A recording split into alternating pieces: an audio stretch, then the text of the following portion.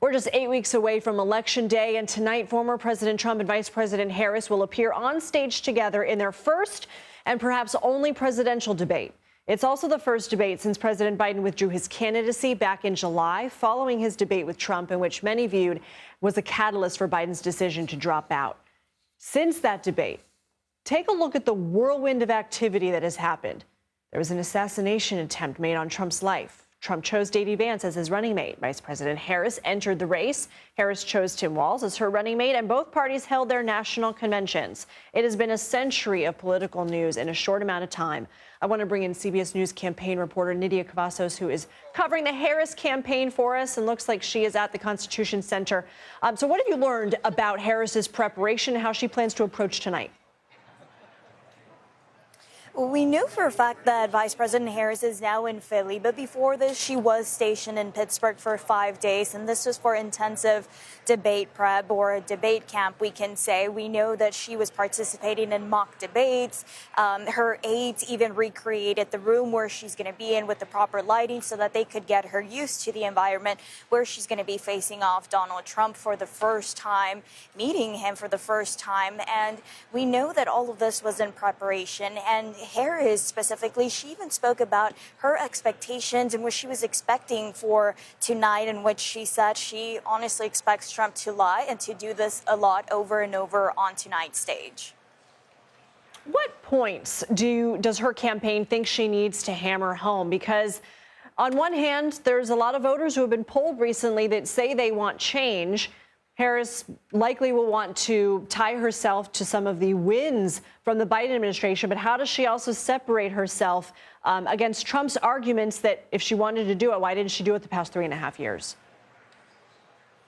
And that's exactly right. It's going to be policy tonight. That's going to be the big focus for Vice President Harris, and to determine if she ends up winning tonight, right, out of this debate, whether she comes out strong. It's the messaging that she has to focus on the fact that this message is going to land well when it comes to her policy. But her campaign has also stressed that the point here is policy, and for her to be able to establish a contrast and establish this big difference between herself and that of former President Donald Trump. And so really it's policy and being able to set herself apart from Trump tonight, and that's going to be a win for Vice President Harris and her campaign. Nidia Cavazos, thank you.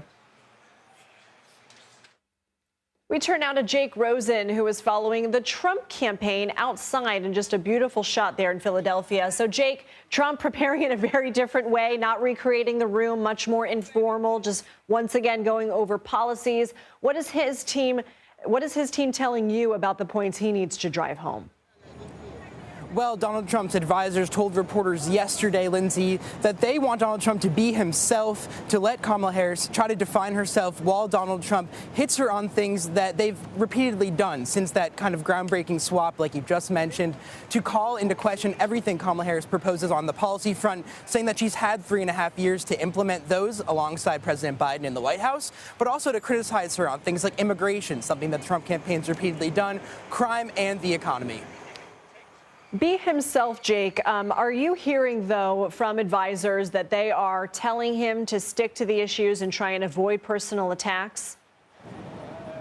Well, we'll have to see exactly what happens later tonight, but when the Trump campaign spoke to reporters yesterday, they emphasized the need for the former president to continue to define Kamala Harris as, quote, weak, failed, and dangerously liberal is kind of the three taglines that they've tried to put on the vice president in the last few months. And we'll have to see exactly how the former president treats meeting Kamala Harris for the first time tonight. They've never met before, and this will be, whether there's a handshake or not is yet to be seen, and what kind of engagement and interactions they have is just one thing as we kind of look for the rest of the debate. Is he cordial? Is he going after her right off the bat?